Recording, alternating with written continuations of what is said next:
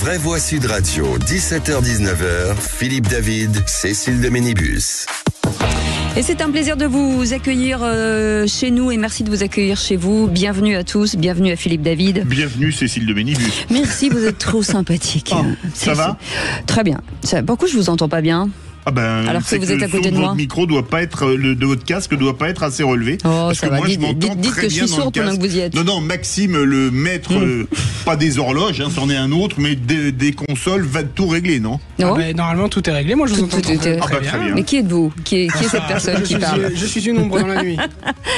Les vraies voix jusqu'à 19h, bien entendu au 0826 300 300 avec Aude qui vous attend au standard avec pas mal d'actualités encore aujourd'hui au sommaire de cette émission. Donc le grand débat du jour à 17h30, le président ukrainien est arrivé hier à Jeddah alors que se tiennent depuis mardi des pourparlers cruciaux entre une délégation américaine et ukrainienne sur la fin de la guerre face à la Russie. Cette nuit, des attaques de drones ukrainiennes ont fait 3 morts à Moscou, une réplique aux frappes meurtrières de l'armée russe ces derniers jours en Ukraine. Alors parlons vrai, est-ce que ce sommet est un camouflet pour les Européens qui ne sont pas représentés alors que la guerre se déroule en Europe ? Et à cette question, Zelensky en Arabie Saoudite, peut-on espérer une résolution du conflit ? Vous dites oui à 57%. Vous voulez réagir ? Aude attend vos appels au 0826 300 300. Eugène Berg sera avec nous, diplomate et géopolitologue, ancien ambassadeur, auteur du livre Ukraine, février 2023, les racines du conflit, aux éditions Hémisphère. Et puis le coup de projecteur des vraies voix, 18h40, plusieurs fusillades ces dernières semaines à Albi, sous-préfecture du Tarn, de 50 000 habitants. Le narcotrafic ne touche pas que des grandes métropoles comme Marseille ou Grenoble. Les affaires liées aux stupéfiants, par exemple, se multiplient aussi au tribunal judiciaire d'Auch dans le Gers. Alors parlons vrai, est-ce que désormais l'ensemble du territoire est sous la menace du crime organisé ? Et à cette question, fusillade, drogue, règlement de compte, les maires de petites et moyennes villes sont-ils suffisamment soutenus par l'État ? Vous dites non à 95%. Vous voulez réagir ? Le 0826 300 300. On vous souhaite la bienvenue. Les vraies voix jusqu'à 19h. Les Vraies Voix Sud Radio. Le père spirituel de cette émission, Philippe Bilger, est avec nous. C'est beau ça, non ? Le père spirituel. Vous n'avez pas dit le grand-père. Non, j'ai dit le père, voilà.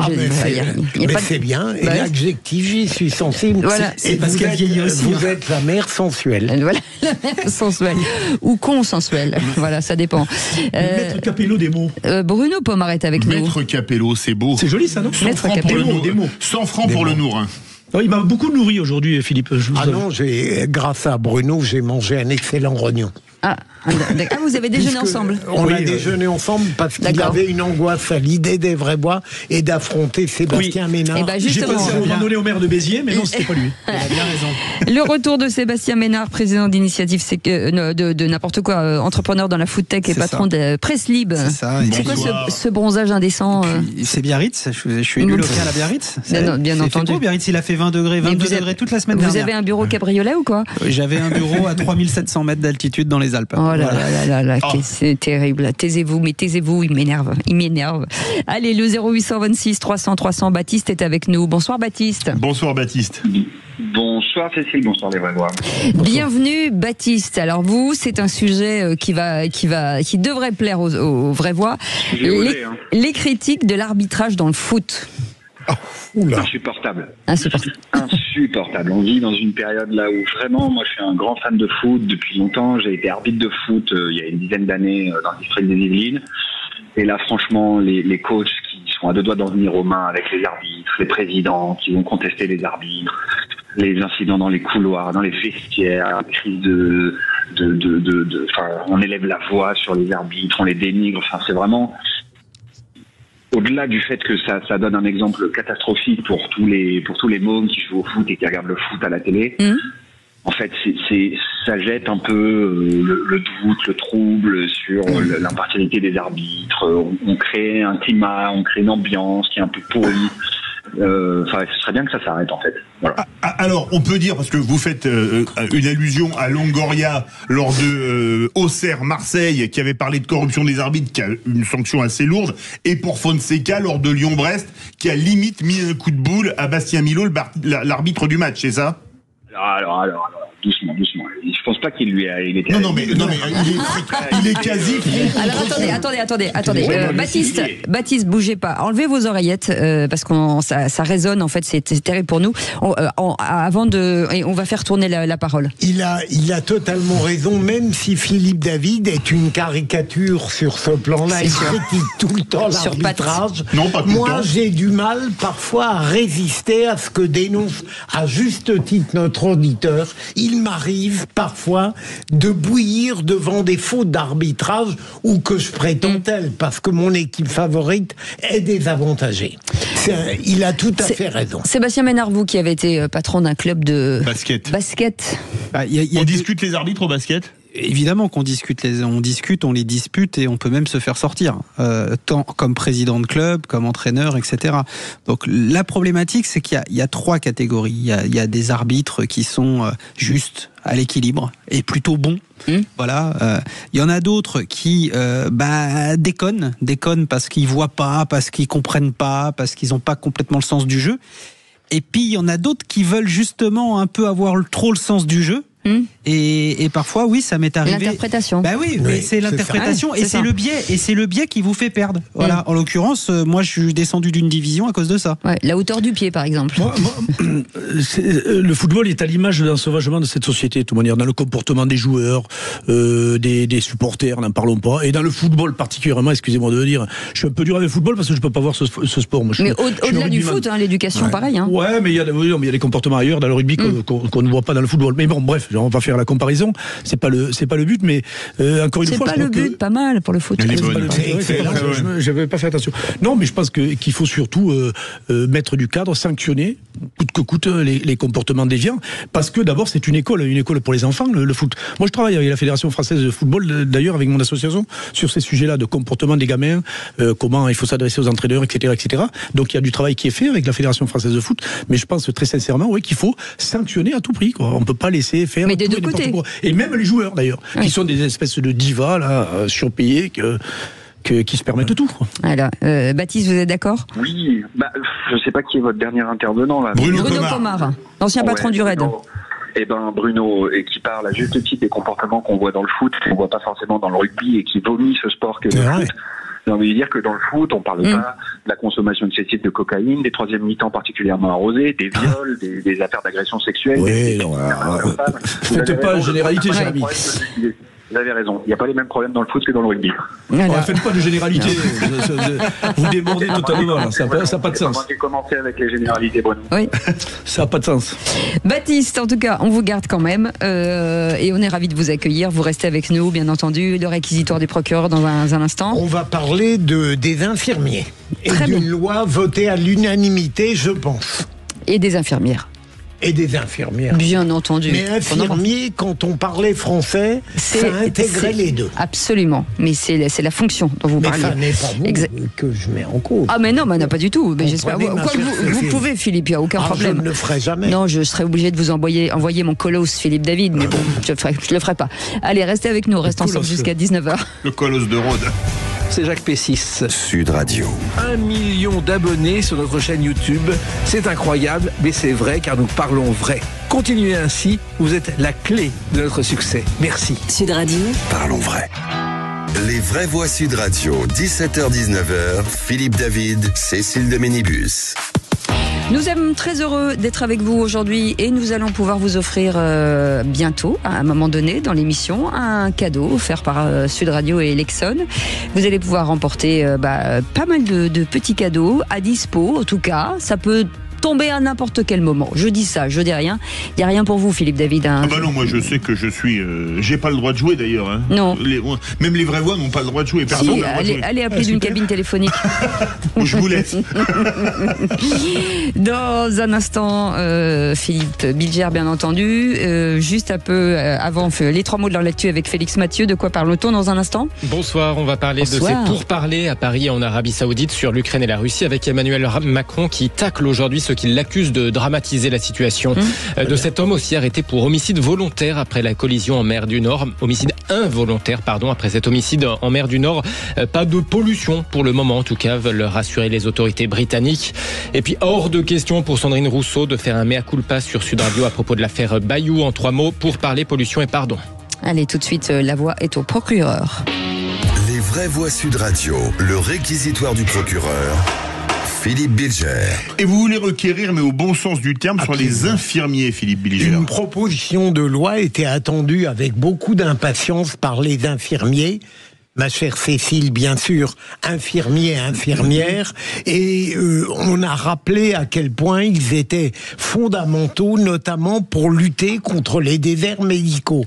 On a rappelé leur mission fondamentale, et il est important, si je ne me trompe pas, que l'Assemblée nationale ait voté à l'unanimité cette proposition de loi pour rendre aux infirmiers plus de légitimité et de plus de reconnaissance pour cette profession paramédicale qui est ô combien nécessaire et qui a démontré plus que son utilité ces dernières années. Tiens, pour vous qui êtes maire en zone vraiment rurale. Nous, on est défavorisés, on n'est pas dans des secteurs. Moi, j'habite Vincennes. Ce que je dis à chaque fois, toutes les belles villes riches ont tout. Et le milieu rural, on n'a rien. Donc c'est important de pouvoir valoriser cette profession qui est essentielle et qui va peut-être permettre même de renforcer, je dirais, au niveau rural, des centres médicaux comme on a besoin, parce que c'est une véritable problématique. Moi, je suis furax sur ce sujet. Les médecins, j'en ai ras la casquette de ces gens-là, parce que on leur paie des études et compagnie, on leur demande rien, c'est des seigneurs. Et il y en a, mais vraiment ras la casquette. Je vous dis, moi, j'habite Vincennes, dans ma rue, il y a tout. Il y a tout. Il y a du pognon, c'est normal, il y a tout. Vous voyez ce que je veux dire? Et dans d'autres villes, ça va être pareil. Les villes riches, je pense à Biarritz, mais à d'autres, il doit y avoir tout. Et chez nous, on n'a plus rien. Donc c'est bien de pouvoir valoriser. Ils vous ont tout de même, Bruno. Oui. Ils vous ont dans les zones rurales. Ils ont récupéré. Absolument, ouais. Ça, c'est Sébastien Ménard, problème de déserts médicaux dans une ville comme Biarritz, ou alors Biarritz anglais de Bayonne, comme on dit le BAB. Alors, on n'a pas de problématique de déserts médicaux, puisqu'on est sur une zone extraordinairement attractive. Mais par contre, il y a une tension. C'est-à-dire que dans la mesure où vous avez beaucoup d'habitants, vous avez beaucoup de gamins, aujourd'hui pour trouver un orthodontiste, c'est pas facile. Et pourtant, il y en a. Mais évidemment, les praticiens et les professionnels de santé croulent sous la demande. Enfin, si vous cherchez un simple dentiste, il va falloir vous y reprendre à plusieurs fois. Voilà. Donc effectivement, il faut, comme le dit Philippe Bilger, valoriser, j'ai envie de dire, toute la chaîne.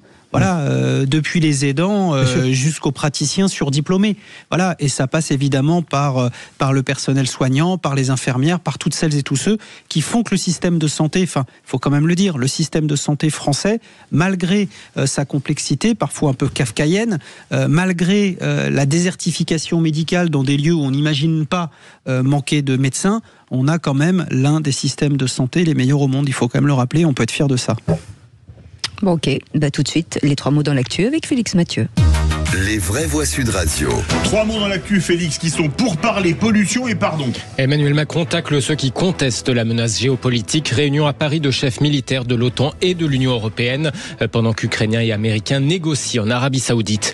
Un homme arrêté pour homicide involontaire en Angleterre après la collision entre un cargo et un pétrolier en mer du Nord. Le marin disparu est présumé mort. Pas de pollution constatée pour le moment, en tout cas, sur le gouvernement britannique. Et puis, il n'y a pas eu de chasse à l'homme dans l'affaire Julien Bayou, assure Sandrine Rousseau sur Sud Radio. Pas d'excuses pour l'ancien dirigeant du Parti écologiste, écarté suite à sa dénonciation avant d'être finalement innocenté par la justice. Les vraies voix Sud Radio. Des discussions au sommet à Paris et à Djeddah. Le président ukrainien Zelensky est arrivé en Arabie Saoudite où une délégation justement ukrainienne doit négocier avec les Américains sur les conditions d'une éventuelle trêve avec la Russie. Moscou, où les frappes de drones ukrainiennes ont fait 3 morts la nuit dernière en réplique au bombardement meurtrier de l'armée russe sur l'Ukraine ces derniers jours. De son côté, le président Macron reçoit à Paris les chefs militaires de 30 pays de l'OTAN et de l'Union européenne. Mais avant ça, tout à l'heure, il inaugurait à Saint-Ouen le futur siège de la Direction générale de la sécurité intérieure. L'occasion de répondre à ceux qui l'accusent de dramatiser la menace russe. J'entendais dans les débats ces derniers jours des gens qui en quelque sorte remettaient en cause la menace géopolitique. Le président de la République inventerait la menace russe. La vraie menace, c'est le terrorisme. Parfois ils ont d'autres obsessions même.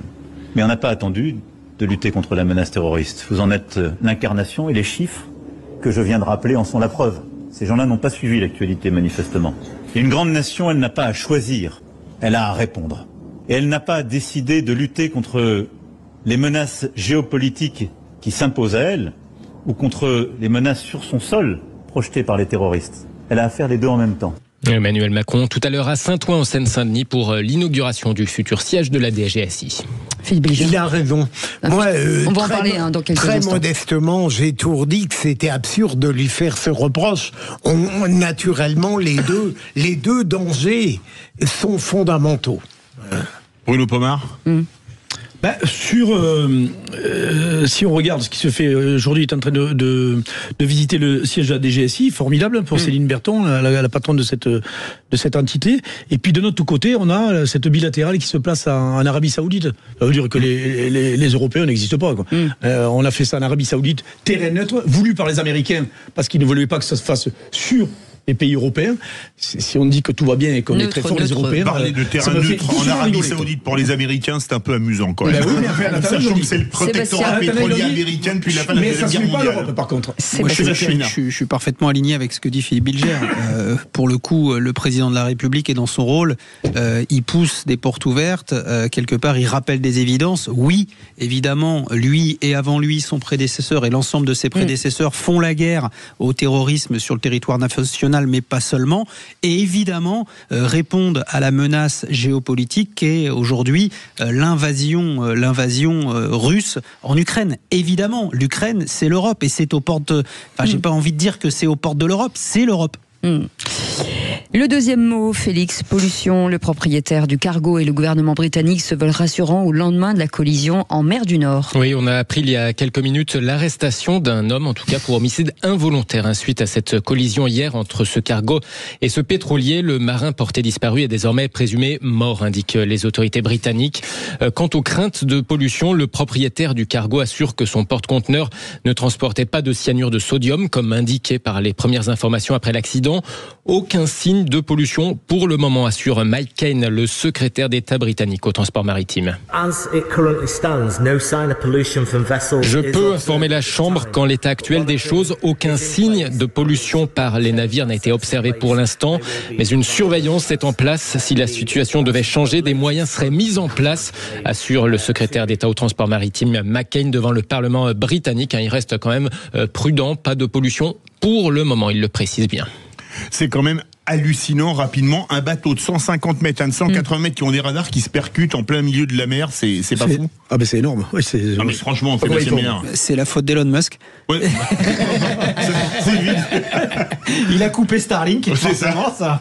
Allez, troisième mot. Pardon, hors de question pour Sandrine Rousseau de s'excuser auprès de Julien Bayou. L'ancien dirigeant d'Europe Écologie Les Verts avait été écarté suite aux accusations télévisées de Sandrine Rousseau. Finalement, innocenté par la justice, mais il a entre-temps perdu ses mandats, ses fonctions politiques, et il accuse Sandrine Rousseau d'avoir brisé sa carrière. La députée écologiste de Paris qui répondait justement à cela ce matin dans le Grand Matin Sud Radio. Extrait. Non, il n'y a pas eu ni de chasse à l'homme, ni de complicité de sorcières à l'intérieur du parti. Je le pose parce que moi, des fois, j'ai l'impression d'être sur un bûcher et qu'on allume un peu le feu sous le bûcher, et ça renvoie quand même à des espèces d'imaginaires très forts dans la société. Il est présumé innocent par la justice, il n'y a aucun doute là-dessus. Il est innocent. Il n'y a pas eu de jugement, parce que ça a été classé sans suite. Et je ne reviendrai pas là-dessus. Est-ce que vous avez brisé sa carrière ?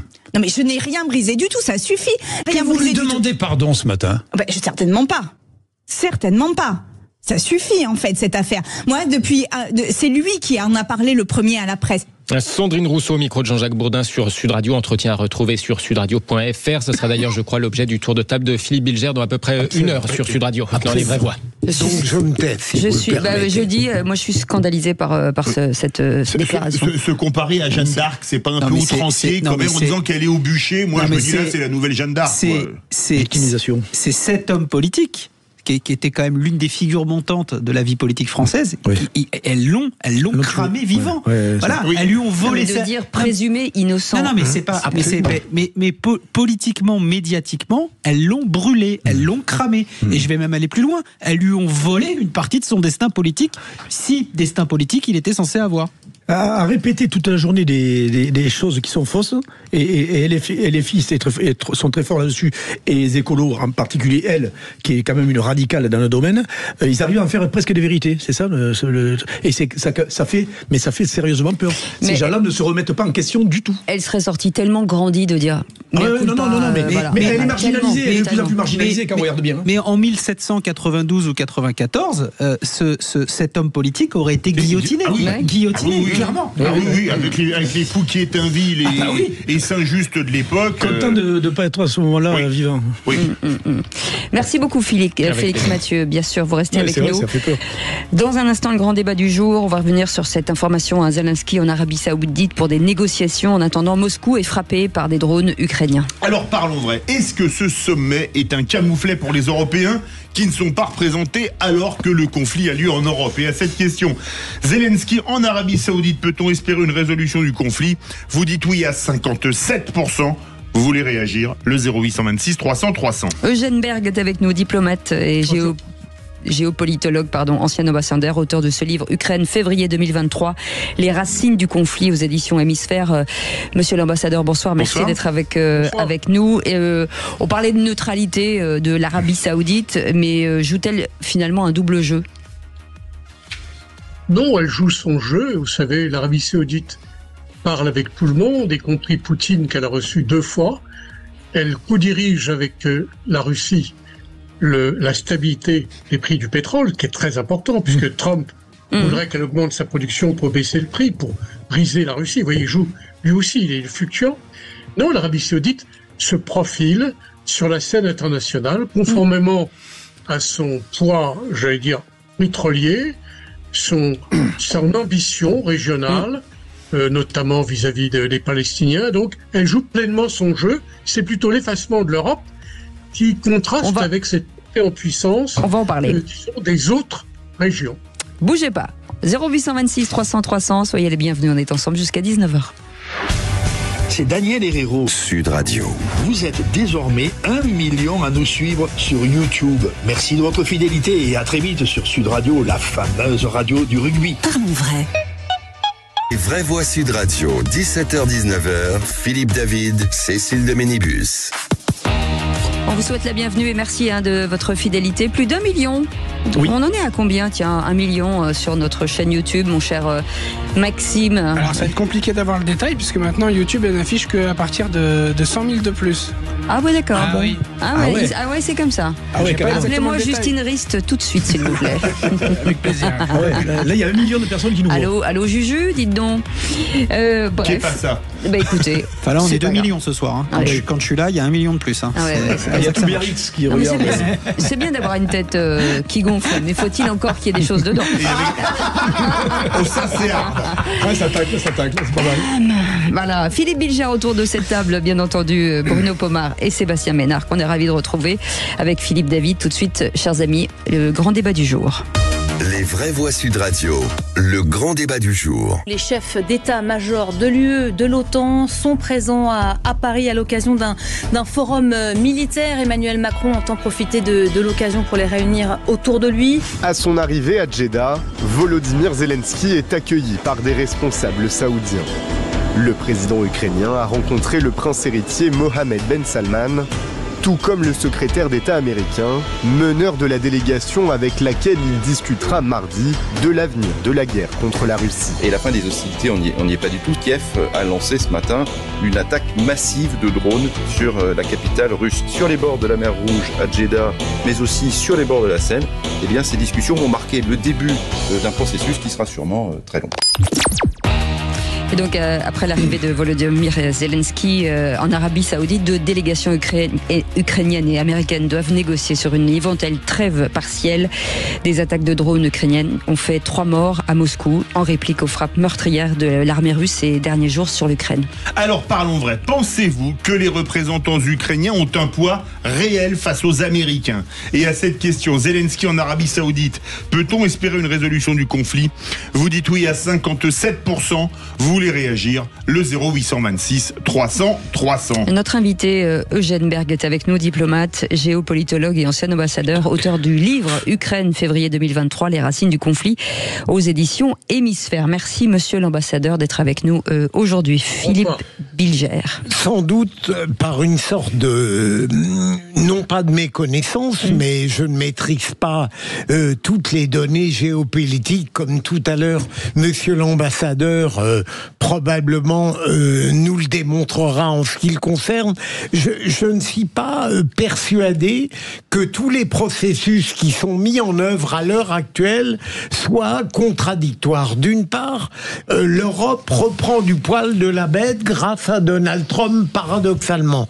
Ensuite, cette réunion sous l'égide du président de la République avec tous les chefs d'état-major ne me paraît pas totalement déconnectée de ce qui se passe en Arabie Saoudite. Et là, évidemment, j'espère que le président Zelensky, qui n'est pas un faible, même s'il a été humilié dans le bureau ovale, saura défendre ses intérêts. Et je relie, avec l'attaque massive de drones, ces péripéties en Arabie Saoudite avec ce qui se passe sous l'égide du président Macron et le retour de l'Europe. Donc je ne suis pas profondément persuadé que l'Europe soit mise sur le banc de touche, pour poursuivre la métaphore sportive. Sébastien Génard. Pardon. Moi, encore une fois, comme quoi Philippe Bilger ne dit pas que des choses inintéressantes. Je me serais pas permis, monsieur. mais beaucoup quand même. Je vous retourne le compliment. Mais il n'a rien dit encore. Justement, l'incertitude est en votre faveur. J'en ai quelques-unes en tout cas sur ce dossier-là.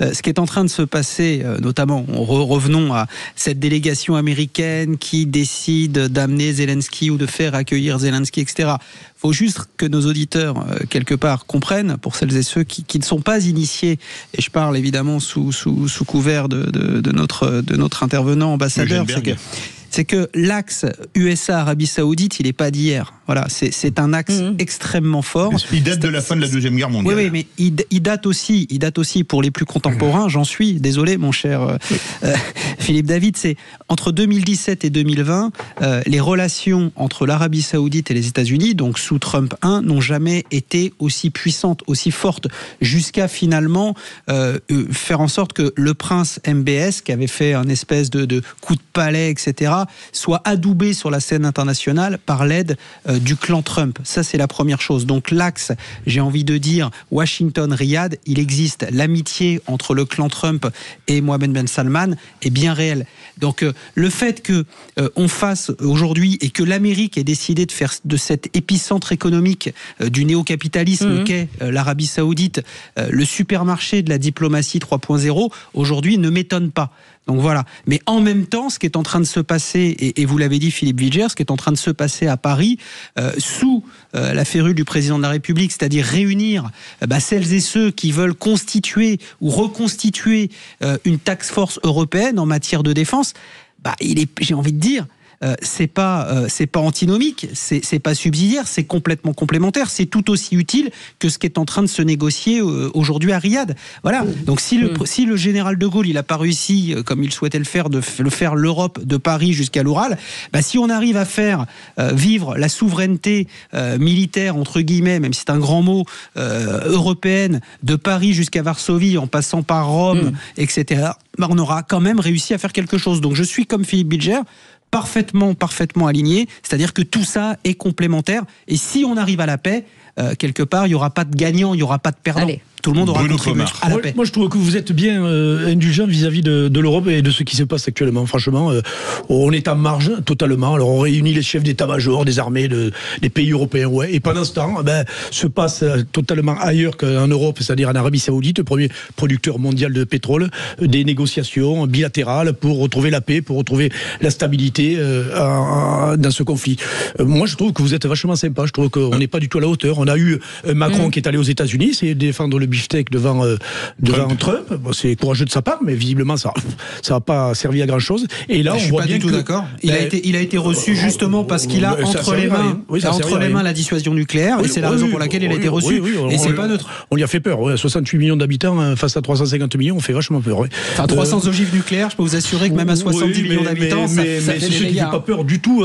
Trump, franchement, l'a pris un petit peu à la légère, à mon sens. Et je trouve ça dommage. Alors, moi, je veux bien que l'Arabie Saoudite se mêle de tout ça, compte tenu des relations avec les États-Unis, mais encore une fois, on est en dehors du jeu. Ça, c'est clair. Un invité, messieurs, s'il vous plaît. Eugène Berg, est-ce que c'est pas la première fois dans l'histoire de l'humanité qu'un conflit entre Européens on essaie de trouver une issue hors d'Europe? Là, écoutez, vous me posez une colle, je vois pas... Alors, j'ai réfléchi, j'en ai trouvé aucun. C'est pour ça que je vous pose la question. Oui, bon, il y a eu un conflit entre la Russie et le Japon en 1905, et qui a été réglé justement aux États-Unis. Oui, mais c'était pas un conflit entre deux pays européens. C'est pas deux pays européens. Alors, permettez-moi, j'ai écouté attentivement votre discussion qui me paraît passionnante. Vous avez pratiquement tout dit. Bravo. Je dirais que vous m'avez bien écouté. Sérieusement, je vais ajouter des choses à votre réflexion. C'est vrai, d'accord avec vous, Trump joue finalement habilement. L'erreur des Européens, c'est d'avoir pas suivi le précepte de Theodore Roosevelt, vous savez, le président qui est l'oncle du second, quoi, en quelque sorte. Il disait qu'il faut parler doucement, mais avec un gros bâton. L'Europe, elle a parlé au contraire fortement, et elle n'avait pas de gros bâton. Elle est en train de se constituer ce gros bâton. Mais se constituer ce gros bâton, c'est se réarmer, augmenter les dépenses, avec des milliards qui vont tomber du ciel. On ne sait pas comment, mais bon, on le trouvera un jour ou l'autre. Mais attention, ce gros bâton, il est petit, il va devenir gros dans 5-10 ans. Et d'ici là, les jeux seront faits. Cela dit, le deuxième, pour ne pas désespérer, sans l'Europe, l'Ukraine est assez seule finalement. Elle n'est pas vraiment aidée par les États-Unis de Trump, comme elle a été évidemment par Biden. Elle sera sans le soutien de l'Europe, qui est important. Un soutien diplomatique et aussi, disons, des financements. Sans ce soutien, l'Ukraine aurait été seule. Donc, elle va négocier, puisque son but, c'est de satisfaire les exigences de Trump. Autrement, elle sera complètement lâchée. Vous l'avez dit, plus d'aide militaire, plus de renseignements, plus de cyber, plus de Starlink. Pour l'instant, elle repose sur l'Europe.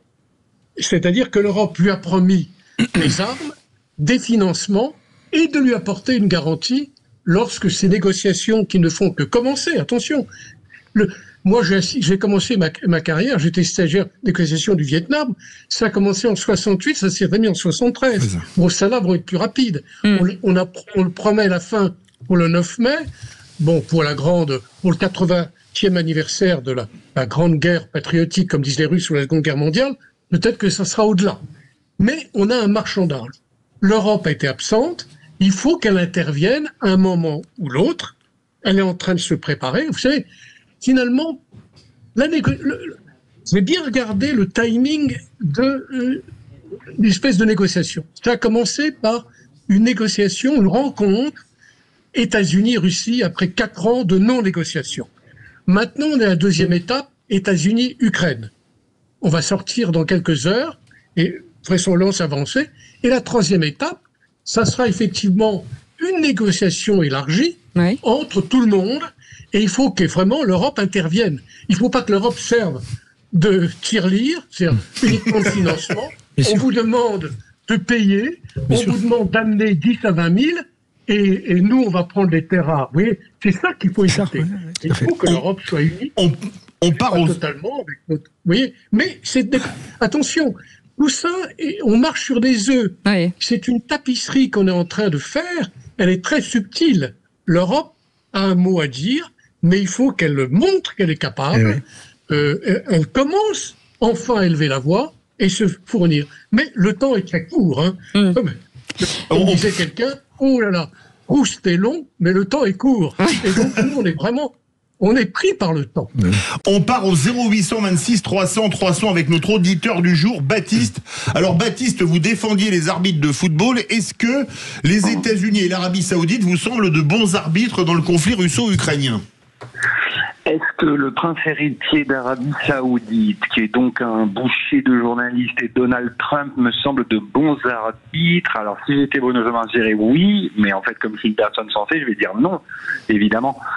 C'est catastrophique ce qui est en train de se passer. Je suis tout à fait d'accord avec votre intervenant qui disait... Eugène Berg. Ouais, Eugène qui disait que l'Europe avait un rôle à jouer et qu'il fallait jouer ce rôle. Moi, je trouve que, en fait, je suis pas un grand fan de Macron, mais je trouve que dans la séquence, il est plutôt à la hauteur de son rôle de commandant en chef des armées de la France, de détenteur de la dissuasion nucléaire, de son siège au Conseil de sécurité des Nations Unies.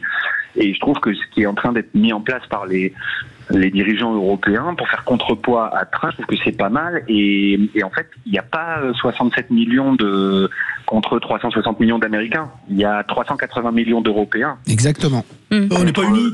On n'est pas unis, cher ami. Pour le moment. Pour le moment. Dans 10 ans, on sera unis. L'ambassadeur l'a dit lui-même. Oui. Monsieur l'ambassadeur, en tant que citoyen, très modestement, j'ai une double exigence. D'abord, que la paix survienne, et je crois que cela, c'est un désir partagé.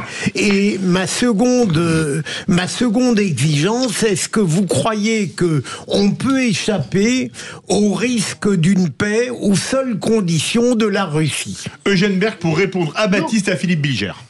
Non, mais justement, ce que je disais, c'est que sans le soutien de l'Europe, l'Ukraine risque d'être battue en race campagne. Évidemment. Et cet appui diplomatique, moral et financier et aussi militaire est vital. Sans cela, l'Ukraine sera obligée de lâcher, sous les pressions à la fois de Trump, qui veut lui extraire ses matières premières, et puis ensuite partir et en disant, écoutez, c'est votre problème, débrouillez-vous, moi j'ai obtenu mon gâteau, et c'est à l'Europe de payer. Donc il faut absolument qu'on évite ce cycle mortifère. On a encore souillé le temps. Voilà. Et ça, l'Europe peut. Le tout, c'est de savoir qu'est-ce qui est prêt à lâcher l'Ukraine. Il y a 2 ans, je me souviens, Kissinger, le doyen, on a beau le critiquer ou pas, il a dit qu'il n'y aura pas de paix sans une cession des territoires. Le problème, c'est de savoir lesquels, est-ce que c'est temporaire ou pas. Vous voyez, il y a 4 points à négociation. L'Ukraine ne veut pas être déshabillée, elle veut être encore armée. 2, elle veut des garanties de sécurité. 3, elle veut rentrer peu à peu dans l'Union européenne. Et puis elle est prête à devenir neutre, c'est-à-dire à renoncer à l'OTAN. C'était ça le vrai problème. Elle aurait dû le faire, à mon sens, dès le départ. Moi, j'ai écrit un article fin 21, voilà ce qu'il faut faire pour éviter la guerre. Ça se trouve chez conflit, vous voyez. Et malheureusement, je veux pas me mettre en avant, mais je suis persuadé qu'on arrivera à ce que je préconisais pour ne pas avoir la guerre. Malheureusement, on l'a eu, cette guerre. Et maintenant, il faut en tirer les conséquences. Et ce qu'on peut déplorer, c'est que on a aidé l'Ukraine par parcimonie. Lelouch l'a dit. On a attendu les tanks et maintenant, on livre des avions. Mais c'est trop tard. Il aurait fallu le faire avant. On l'a pas fait. Il faut en tirer les conséquences. Maintenant, il faut éviter le pire, c'est-à-dire une reddition totale de l'Ukraine. Mais malheureusement, on est rentré dans ce cycle. C'est-à-dire qu'on va se réarmer, ça va prendre du temps, ça va coûter de l'argent. Alors c'est bien beau de dire 800 milliards, mais où est-ce qu'on a les industries? Où est-ce qu'on a les hommes? On ne dépense pas 800 milliards pour faire des châteaux en Espagne. Sauf à acheter du matériel américain qui, eux, ont des industries. De la dette, monsieur l'ambassadeur, de la dette. Non, oui. Non, mais il faut produire du matériel. On peut faire appel à un emprunt. Un emprunt, effectivement, c'est la dette. Là aussi, on est coincé. Alors, vous savez, même l'argent du Covid, les 750 milliards, n'ont pas été dépensés. Et ça date de 5 ans. Alors, 800 milliards, c'est bien sur la table. Mais si c'est pour acheter du matériel américain, là, on a quand même quelques fleurons de l'industrie française. Je pense à Dassault. Ça peut. Avec ça, on a quand même de quoi construire quelques beaux avions et on en a besoin.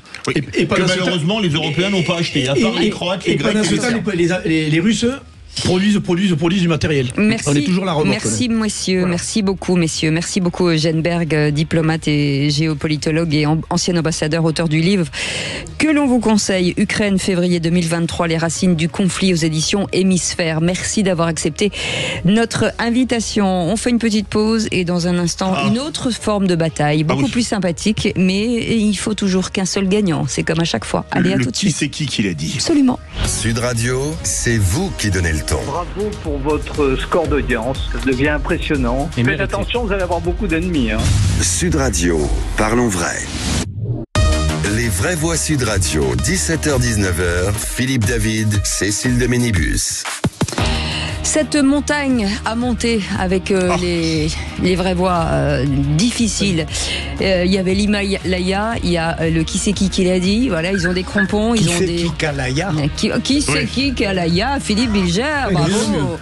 Un mot à dire, Bruno Pomar? Par rapport? Bon, ok. Donc vous ne suivez pas, c'est bien. Donc non, vous allez... l'Himalaya. Je l'ai fait l'Himalaya. Non, mais c'est pas du tout ce qu'on disait. Vous pouvez aller au coin. Sébastien Ménard, un petit mot peut-être? Ça va être l'Himalaya pour me battre. Voilà. Oula, aujourd'hui. Mettre des crampons. Philippe David, bien entendu. Baptiste, vous avez entendu Sébastien Ménard? Ça va être l'Himalaya pour me battre. Genre. Oui, on verra. On rencontrera les points à la fin. Ouais. C'est ça, absolument. Donc, Baptiste, c'est à vous de lancer le jingle. Eh bien, parfait. Bienvenue à ce jeu où si Philippe Bilger était jugé pour ses performances, il prendrait la perpétuité.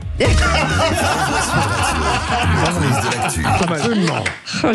Mais vous ne m'avez pas écouté chaque soir. Mettez-lui déjà 3 points là, c'est pas mal. Mettez-lui les menottes. Baptiste, mon idole absolu. Allez, qui c'est qui l'a dit 3 points. Si le discours de Monsieur Retailleau est sincère, je lui offre une adhésion gratuite au Rassemblement National. Baptiste. Non. Jordan Bardella. Non. Chenu? Non, c'est Jacobelli. Bonne réponse de Sébastien Ménard. Mais c'est étrange, je n'arrive pas à comprendre comment il fait. Je rebondis sur nos bêtises en fait. Il écoute et à la fin il nous sort comme s'il avait des connaissances et pourtant il ne triche pas. C'est un peu comme ce qu'on appelle au foot. Il a fait ses notes. C'est un peu comme ce qu'on appelle au foot les équipes Cobra. Elles n'ont pas le ballon et d'un seul coup elles vous mordent et vous mettent un but. Philippe, on y va. Qui c'est qui l'a dit, Baptiste? Les formules, cela me vient comme ça. Les formules quoi? Les formules, cela me vient comme ça. C'est un sénateur. Je vous donne un exemple. C'est quelqu'un qui écrit des discours ciselés. Non. Claude Maluret. Bonne réponse, Claude Maluret. Ouais. Voilà. Ça c'est facile. Il n'avait pas répondu. Non mais il a répondu. Oui, mais le gars. Ah non, il n'avait pas répondu, Baptiste. Baptiste n'avait pas répondu. Il a baragouiné, Baptiste, et j'ai répondu tout de suite. Il avait répondu. Voilà, merci. Qui c'est qui l'a dit? La France est le pays le mieux positionné par rapport à cette base industrielle de défense. 200 000 personnes travaillent dans la défense. Baptiste. Dassault? Non. Le ministre de la Défense? Non. C'est un ministre, mais pas le même. Et il est venu dans les vraies voies. Marc Ferracci. Bonne réponse de Sébastien Ménard. Ministre de l'Industrie. Et d'ailleurs, on sera demain au Salon de l'Industrie à Lyon avec s'énerve comme si on allait le contredire. Non, mais là, on sait, il a tout le réseau macroniste à côté. Qui c'est qui l'a dit, Baptiste, sur la menace russe? Il y a une tentative de faire peur pour ensuite faire accepter en France des politiques de régression sociale que personne ne veut. Bon, ça, c'est bien la gauche, ça. Baptiste, comment? Mélenchon? Non. Bompard? Bonne réponse de Philippe Bilger. Manuel Bompard. Question qui c'est qui l'a dit? Emmanuel Macron fait de la diplomatie spectacle. Baptiste. Merde, j'ai entendu. Et c'est pas Mélenchon qui a dit ça? Non. C'est un ancien ministre de la Défense. C'est Charles. Charles Millon, bonne réponse de Baptiste. Bravo, Baptiste qui a gagné le million à l'instant. Il fallait le trouver, Charles Millon. Pourquoi vous criez comme ça, Philippe David? Je sais pas. Mais si, vous parlez très fort. Baptiste, celle-là, franchement. Pardon, mais. Baptiste, celle-là, elle est facile. Qui c'est qui l'a dit? Non, je n'ai pas brisé la carrière de Julien Bayou. Ça suffit. Sandrine Rousseau. C'était facile. Non, c'était pas facile. C'était écrit là sur la fiche. Et alors Qui c'est qui l'a dit? Paris est une ville woke. Ah ben là, bien sûr. Baptiste. Ça, je l'ai vu passer. David Béliard. Candidat à la. David Béliard. Il avait dit, Baptiste a commencé à dire David. À chaque fois, je vais. J'ai marqué un petit j'ai marqué un petit temps d'arrêt entre David et Béliard. Oui, c'est vrai. David et Goliath, l'honnêteté, c'est pour moi alors. Qui c'est qui c'est vous. Baptiste, qui c'est? Regardez-moi ce. Il va gagner, Baptiste, là. Non, il avait envie de dire ce salopard. C'était marqué sur sa liste. Qui c'est qui l'a dit, tiens, l'économie de guerre, c'est moins d'argent pour les services publics? Ah, bah ça peut être Olivier Faure. Non, c'est une femme, mais qui n'est pas une femme politique. Non. C'est Sophie Binel. Bonne réponse de Sébastien Ménard. Politique, pas politique. J'ai dit, elle est très politique. Alors, qui c'est qui l'a gagné? Eh bien, écoutez, sur le fil, Sébastien Ménard, 12 points, Baptiste, 9 points, Philippe Bilger, 3 points, la police, c'est le 17, mais elle est toujours longue à répondre. Ça fait 2 fois que je fais des familles. J'ai gagné qu'une fois, et ça fait 2 fois que je prends des familles. Vous avez demandé la police, je ne viendrai plus. Mais non, vous en vantez à chaque fois, il y en a marre. Bon allez, je vous donne les 3 points de Bilger. Bruno Pomar, on ne peut pas gagner sur le terrain. Vous foutez de la police. Il fallait m'offrir la casquette et je vous laissais gagner. Oui, j'aurais pu te le dire. Baptiste, en tout cas, 9 points Baptiste, on est bien. On est bien. Oui. On est pas mal. J'aime bien Baptiste. C'est même très bien. Avec la voix. Oui. Ouais. On est bien, Tintin, on est bien. On vous embrasse, Baptiste. Mais oui, moi aussi, je vous embrasse. On vous embrasse. Salut. C'est très bien.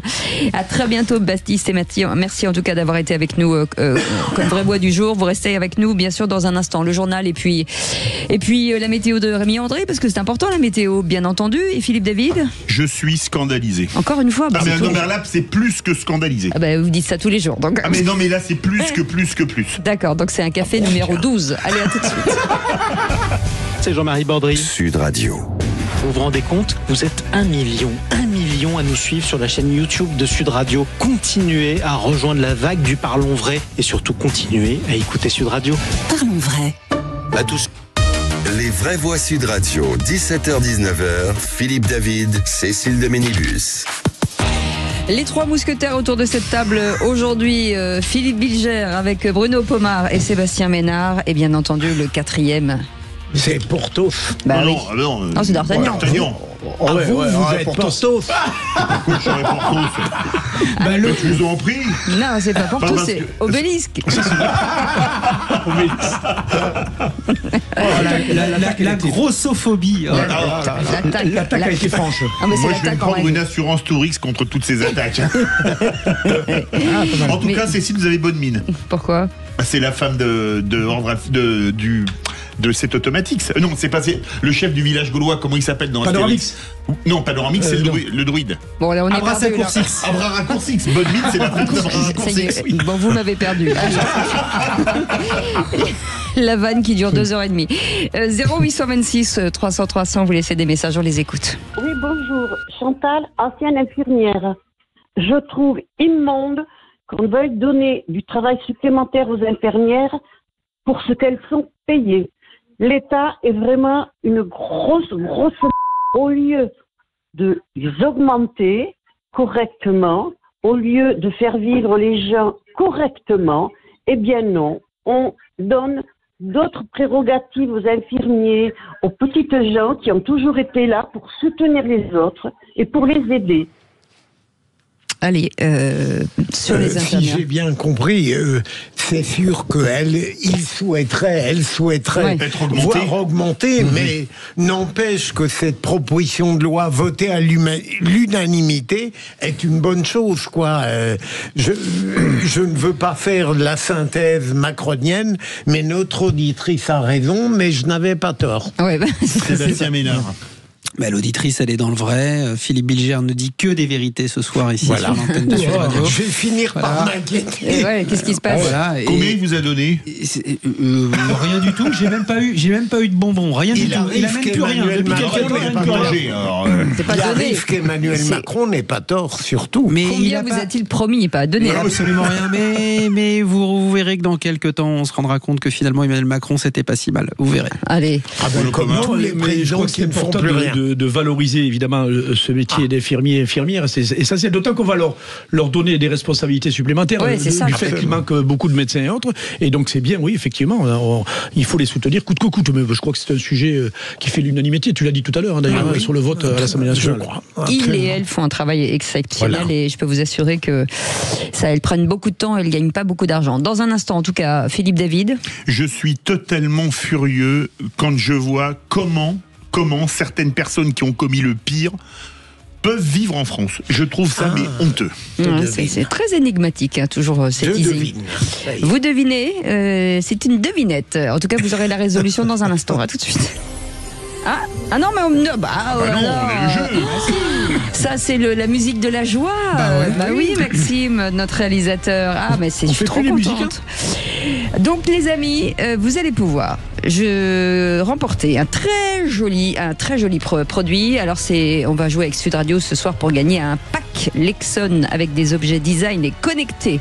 Alors, vous allez pouvoir remporter ou des bubble lamps, c'est-à-dire qu'une lumière douce et apaisante pour créer une ambiance unique, rechargeable, et voilà, un truc assez canon. Des radios Taiko qui sont des enceintes Bluetooth Mind T compatibles, puissantes et résistantes à l'eau, parfaites pour écouter sur Sud Radio par exemple, ou le Mag Bank, une batterie sans fil externe, compacte et magnétique, conçue pour allier performance et élégance. Voilà, vous avez la possibilité de gagner l'un de ces trois objets.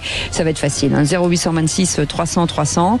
À qui je vais demander? Tiens, Sébastien Ménard, que j'ai pas eu depuis longtemps, entre 0 et 10. 10. Oh là là, 10e appel au standard. Voilà, vous avez 10 minutes et j'espère que vous serez l'heureuse ou l'heureux gagnant de ce magnifique cadeau offert par Sud Radio et Lexon. On revient dans un instant.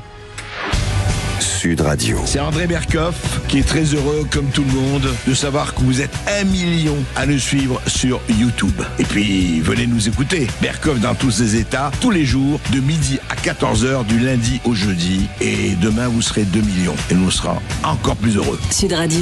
Parlons vrai. Vraie Voix Sud Radio, 17h-19h. Philippe David, Cécile de Ménibus. Les vraies voix comme tous les jours de 17h à 19h avec vous, et merci de votre fidélité. C'est un chaud au cœur de vous avoir au quotidien avec Philippe Bidger, avec Sébastien Ménard ce soir et Bruno Pomar. Et tout de suite le coup de gueule de Philippe David.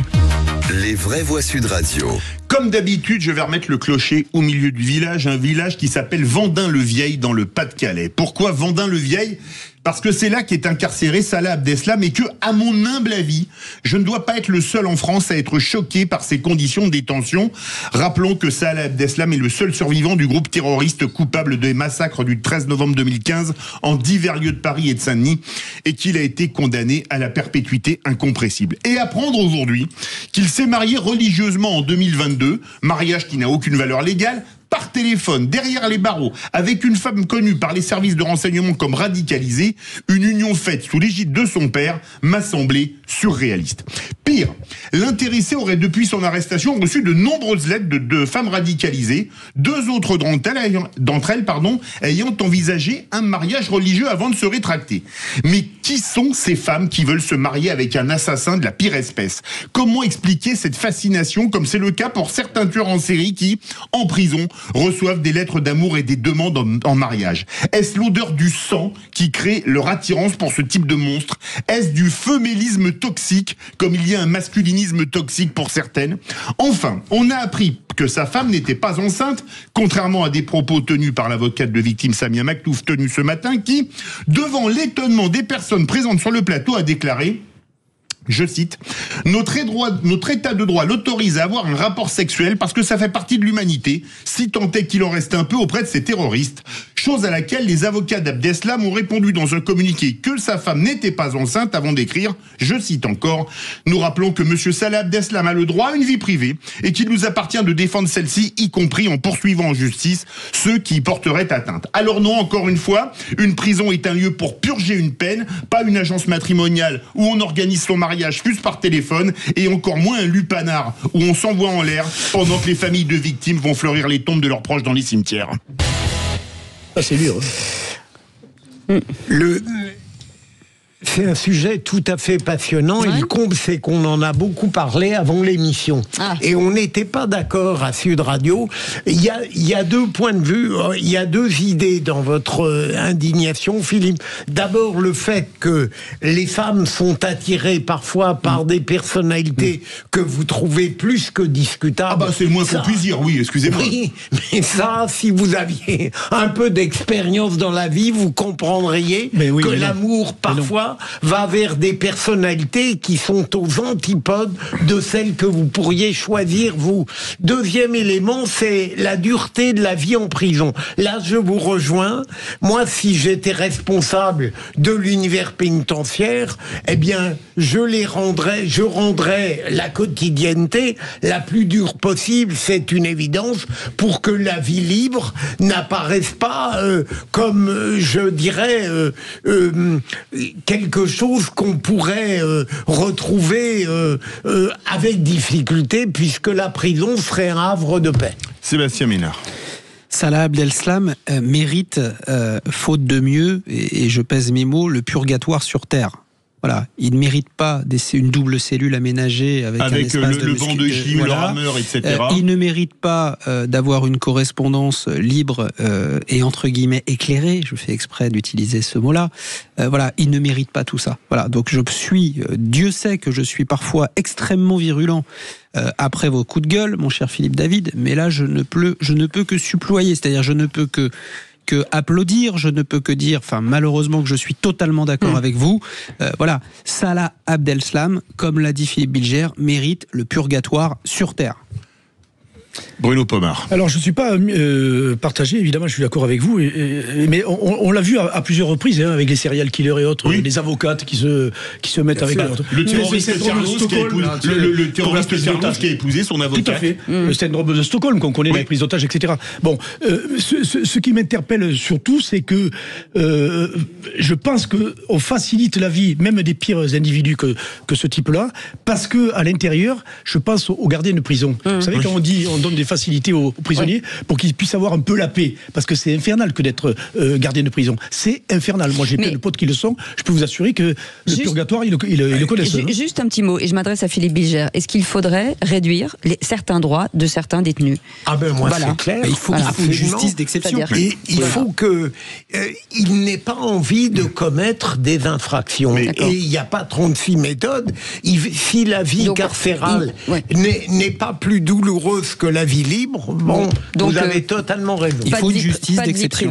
Merci beaucoup Philippe David. Tout de suite l'info en plus avec Félix Mathieu. Les vraies voix Sud Radio.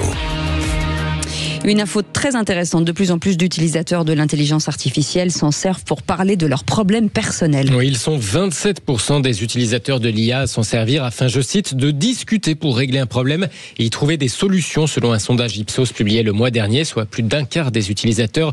Nos confrères du Point, par exemple, nous livrent le témoignage d'une jeune femme de moins de 30 ans qui raconte avoir tout simplement été convaincue de démissionner par ChatGPT. Elle s'était mise à bavarder avec l'IA en rentrant d'une journée de travail épuisante. Elle lui avait confié son mal-être personnel. Et de fil en aiguille, donc ChatGPT l'a convaincu de quitter son travail. Pour en parler, nous sommes avec Thibaut Verbiest, avocat et auteur du livre Voyage au cœur de l'IA, un livre sous-titré Du destin humain à l'âme des machines, l'éthique et la quête de la conscience artificielle. Bonsoir Thibaut Verbiest. Bonsoir. Merci d'être avec nous dans Les Vraies Voix sur Sud Radio. On parle même d'utilisateurs qui pourraient par exemple parler d'amour, tout simplement, de leur vie sentimentale avec l'intelligence artificielle. Est-ce que c'est bien raisonnable ? Est-ce qu'on n'est pas un peu en pleine dystopie ?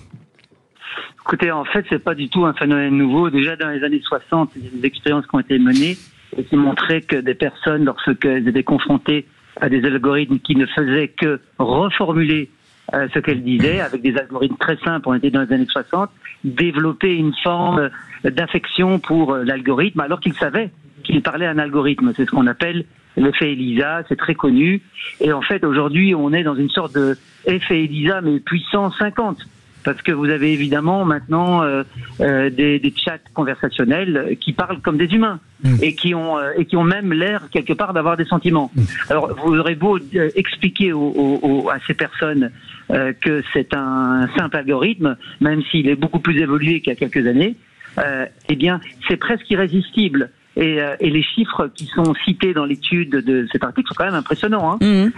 Et on parle, je crois, de 85% qui développent ce type d'attachement à l'algorithme. Eh bien, je vais vous dire que c'est propre à la nature humaine et ça va pas s'arranger. Ça pose évidemment des questions de société majeures parce que, vous savez, si vous regardez ce qui se passe au Japon, même avant l'émergence des chats de type ChatGPT, il y a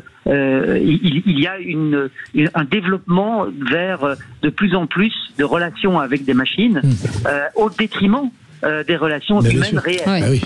Et donc, c'est un souci. Justement, maître, j'allais vous demander, je comprends bien que pour que le dialogue avec l'IA soit utile, il faut lui donner des données importantes.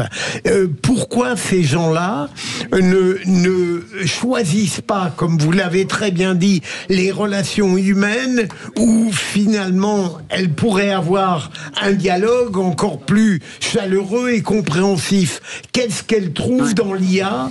Est-ce que c'est le fait de ne jamais être jugé? C'est quoi? C'est un renforcement narcissique. Mais essayez vous-même, vous serez peut-être étonné, vous allez peut-être préférer parler. Pour le narcissisme, ça va. Il n'a pas besoin de ça.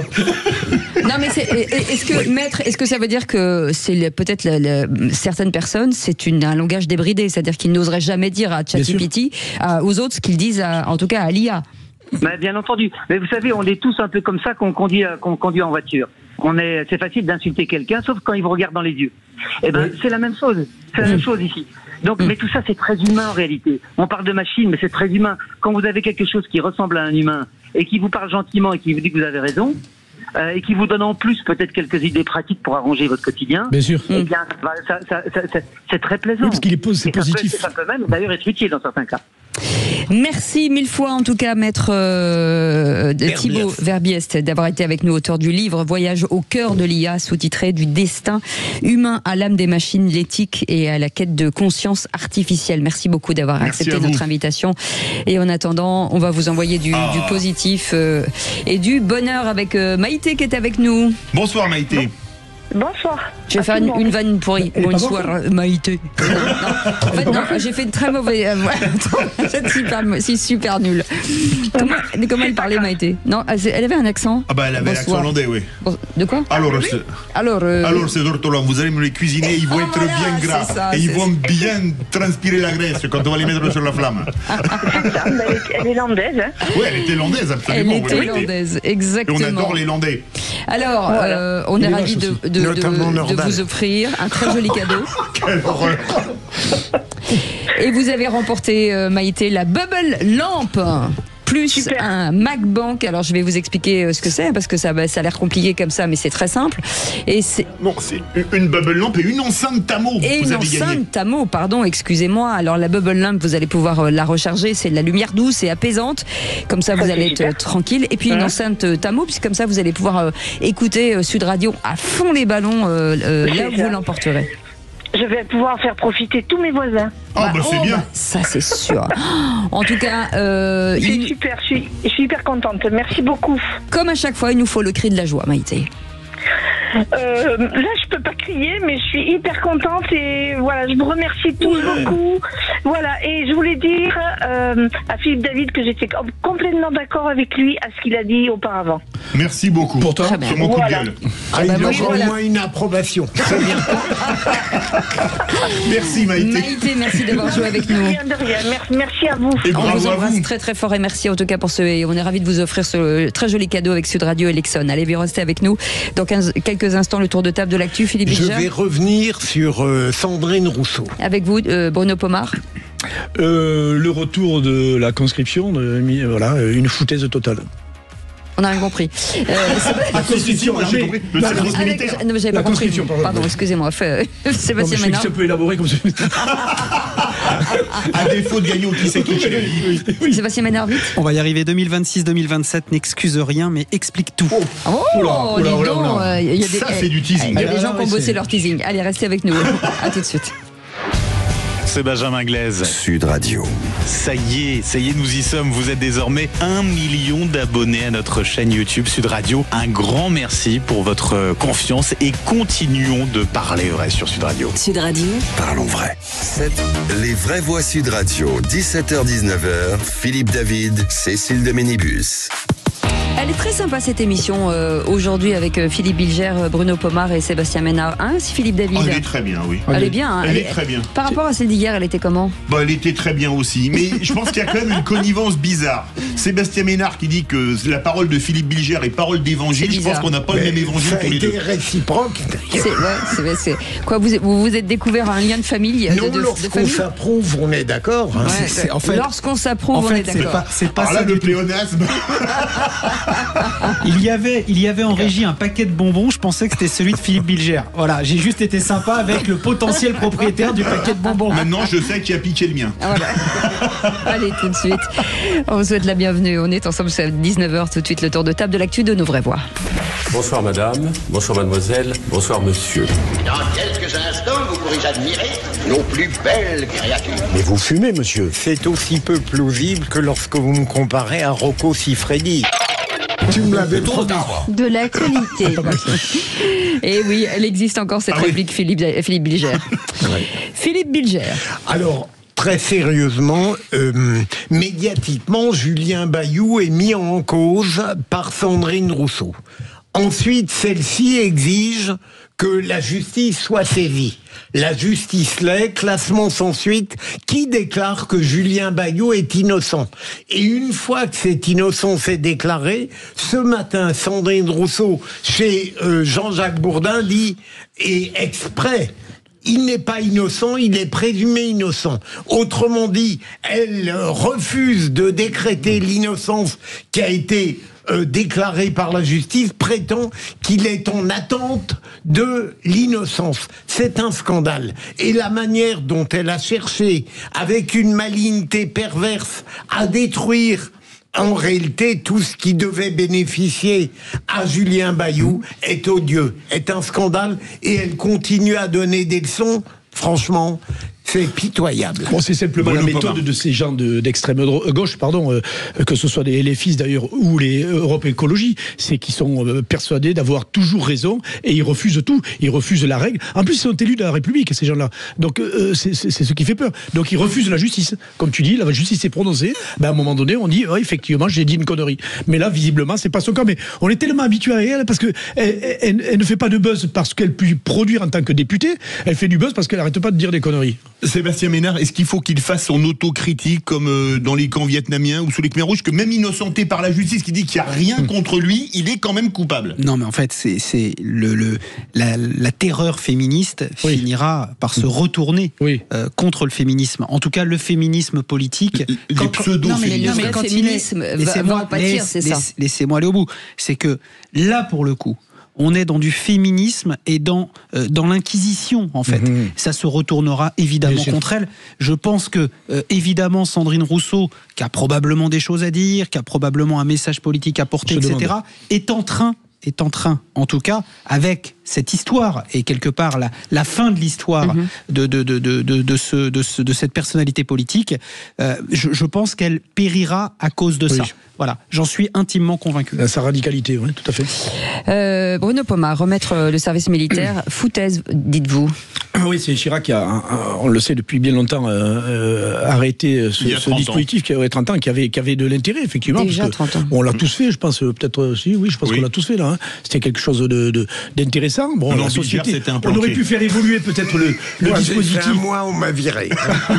On aurait pu faire évoluer peut-être le dispositif plutôt que le zapper, mais je trouve que revenir en arrière en disant on peut refaire le service militaire, on n'a ni les infrastructures qui sont aux normes, ni le personnel, même si on a 204 000 militaires professionnels au ministère de la Défense, on est occupé avec les OPEX où on a 15 000 personnes qui sont là à tourner un peu partout dans le monde, mais on a à côté de l'incapacité à prendre en charge toute cette jeunesse que que certains voudraient qu'on voit repartir sur une année ou 2 ans de camp militaire. Ce qu'on peut voir en Suisse ou dans certains pays, ou même en Israël, où on fait, voilà. Mais je trouve que ça, c'est de la théorie. Ça prouve encore une fois que nos politiques balancent des choses sans regarder le côté pragmatique, comment on fait pour mettre en place ça. Et c'est actuellement impossible. Restons sur ce qu'on sait faire, une armée professionnelle, avec malheureusement un déficit matériel qui est considérable, même si on a fait voter 413 milliards, c'est le sénateur Cambon qui avait fait voter ça. Attention, on n'a pas beaucoup de temps. On ne sait pas, voilà. Déjà remettre notre armée à niveau, et puis après on parlera peut-être de sujets beaucoup plus... Sébastien qui dodeline. Pas d'accord du tout. On a aujourd'hui suffisamment de foncier. Il y a des casernes qui sont désertées, qui sont vides, qui restent la propriété du ministère de la Défense. Qui sont pas aux normes. Voilà, mais qui sont pas aux normes. Ça fera travailler les professionnels du BTP qui souffrent de la mauvaise politique immobilière qu'on a conduite depuis des années. Avec quoi on va payer ? Donc, et il y a probablement, en tout cas, des tas de professionnels de vos métiers qui seraient extraordinairement heureux de prodiguer des bons conseils et de faire vivre la République dans le cœur d'un tas de gamins qu'on a foncièrement besoin. Votre tour de table, Sébastien Ménard, magnifique. 2026 et 2027 n'excusent rien, mais explique tout. Moi, je suis super en colère et j'en ai un peu marre. Je vais faire mon Philippe David. Pourquoi ? Parce que même si je suis pas le perdrix de 6 semaines, même si j'ai un peu vieilli avec la classe politique, moi aussi, je suis quand même indigné par autant de bêtises, par autant de conneries qu'on peut entendre, de Biarritz à Paris en passant par Marseille jusqu'à l'Élysée. Vous avez municipal et présidentiel en ligne de mire, des tas de gens qui finalement, qu'est-ce qu'ils essayent de faire ? Ils essayent de s'exhiber au lieu de se montrer, ils préfèrent critiquer pour exister, transformer pour compter, s'émouvoir pour valoir, dénigrer pour tenter de durer. Tout ça pour faire quoi ? Pour tenter de plaire à la ménagère, pour tenter d'être candidat à une potentielle élection. En fait, tout ça, c'est pour devenir calife à la place du calife. Voilà, donc moi j'en ai un peu marre. J'aimerais que la classe politique soit un petit peu à la hauteur des enjeux, que ça soit les enjeux de Madame Tout-le-Monde dans une ville comme la nôtre, mais aussi à d'autres niveaux. J'aimerais que de temps en temps les oppositions puissent dire c'est pas mal, c'est bien, c'est une bonne idée, et dire merci tout simplement. Voilà pourquoi 2026 et 2027 n'excusent rien, mais expliquent tout, la bêtise notamment. Philippe Bilger. Je ne voudrais pas introduire une légère diffidence. C'est d'accord. Mais disons, ce que dénonce Sébastien n'a pas grand rapport avec 2026-2027. C'est le lot, malheureusement, de la vie démocratique depuis des années, je le regrette. Mais ça s'accélère à l'approche des échéances. Non, mais il a raison, Sébastien, quelque part, c'est qu'on le voit. Moi, je suis un petit élu du rural. J'ai fait ça par engagement, pour donner du temps, etc. Sans chercher à dire, je vais devenir député, je vais devenir... Pourquoi toujours petit élu ? Un élu ? Oui, un élu. Oui, j'aime bien le dire. Non, mais j'aime bien faire un peu la victime. J'aime bien dire un petit élu du rural. Mais je suis très content de le dire. Non, mais je suis content de le dire, attention. Mais ce que je veux dire par là, c'est qu'il a raison, c'est que il y a plus de véritable profil de gens, de véritables politiques. Alors, de tout temps, évidemment, les gens ont toujours cherché à glaner plus de mandats, plus de ci, plus de ça. Mais effectivement, j'aimerais bien qu'il y ait beaucoup plus d'engagement de la part des élus et moins de réflexion sur qu'est-ce qui va m'arriver demain, si je fais ça, est-ce que ça va me rapporter ? Et je trouve ça, effectivement, le niveau politique a baissé considérablement dans ce pays. Pour le bien commun. Inexistant. Je crois encore aux élus de terrain que sont les maires, etc. Eux, on en a besoin, c'est eux qui font le boulot. Merci en tout cas, et les maires et les élus vont avoir du fil à retordre, bien entendu, avec ces fusillades. C'était Albi il y a quelques semaines, 4 fusillades en un mois. Le narcotrafic gagne les petites et moyennes villes. Alors, est-ce que désormais l'ensemble du territoire est sous la menace du crime organisé ? Et à cette question, fusillade, drogue, règlement de compte, les maires de petites et moyennes villes sont-ils suffisamment soutenus par l'État ? Vous dites non à 95%, vous voulez réagir, le 0826 300 300. Les 4% peuvent nous appeler au 0826 300 300. Merci, à tout de suite. Sud Radio, c'est vous qui donnez le ton. C'est pratiquement, à mon avis, la seule radio où tout le monde peut s'exprimer. Merci. Et ça, c'est déjà quelque chose d'extraordinaire et de rare. Sud Radio, parlons vrai. Vraie Voix Sud Radio, 17h-19h, Philippe David, Cécile de Ménibus. On vous souhaite la bienvenue dans Les Vraies Voix tous les jours, du lundi au vendredi, de 17h à 19h. Ce petit commerce de proximité, j'aime bien. Oui. Avec derrière le comptoir Philippe Bilger qui est là, Sébastien Ménard qui tient la caisse, et Bruno Pomar qui vous empêche de rentrer si vous n'avez pas d'argent, bien entendu. Le videur. À dépenser, le videur. T'as des baskets, tu rentres pas. Et Philippe David qui fait le pestacle. Oui. Le pestacle. Le pestacle. J'aime bien ça. Et vous faites l'animation aussi. Exactement. Regardez la rigueur de Philippe Bilger. Chauffeuse de salle. Non, mais j'écoute, j'attends avec impatience la question. Non, il n'y a pas de question. Mais vous avez le droit de balancer votre réponse. Il n'y a pas de question. Il n'y a pas de question puisque c'est le coup de projecteur des Vraies Voix. Ah oui, d'accord. Les Vraies Voix Sud Radio, le coup de projecteur des Vraies Voix. Et on va prendre de nouveaux dispositifs pour aller jusqu'au bout. Des opérations Place Nette qui ont été décidées fin septembre, début octobre. On en est à plus de 900 interpellations. Investir certains endroits, certains quartiers pour faire des interpellations, pour faire des opérations judiciaires. On est en train de travailler justement pour d'abord intervenir beaucoup plus rapidement. Si on se base uniquement sur le répressif, ça n'a jamais marché, ça ne marche pas, ça ne marchera jamais dans aucun pays au monde. Il faut qu'on ait une approche beaucoup plus systématique. Et plusieurs fusillades ces dernières semaines à Albi, sous-préfecture du Tarn. 50 000 habitants, le narcotrafic ne touche donc plus les grandes métropoles, plus seulement en tout cas comme Marseille ou Grenoble. Les affaires liées aux stupéfiants se multiplient aussi, par exemple au tribunal judiciaire d'Auch, dans le Gers. Alors parlons vrai, est-ce que les territoires perdus de la République atteignent désormais la ruralité? Et à cette question, fusillade, drogue, règlement de compte, les maires de petites et moyennes villes sont-ils suffisamment soutenus par l'État?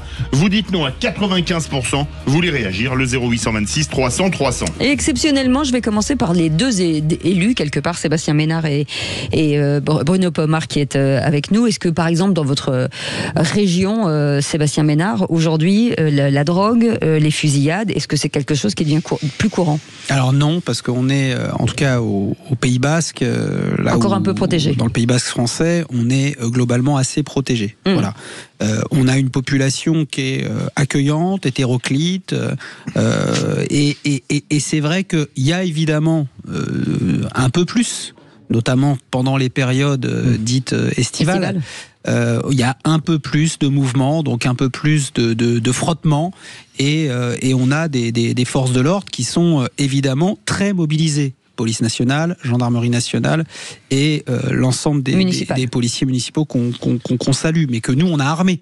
Voilà, c'est-à-dire que contrairement à ce qui avait pu être fait par le passé, on n'est plus dans le bisounoursisme. Voilà, c'est-à-dire qu'on est aussi confronté à des jeunes gens qui viennent pas du Pays Basque, qui viennent pas du 64, qui viennent parfois de cités un petit peu plus bruyantes, de la région toulousaine, lyonnaise, parisienne, et qui évidemment amènent sur notre territoire des codes qui ne sont pas les nôtres. Mais c'est vrai que contrairement à d'autres élus, on est globalement plutôt épargné.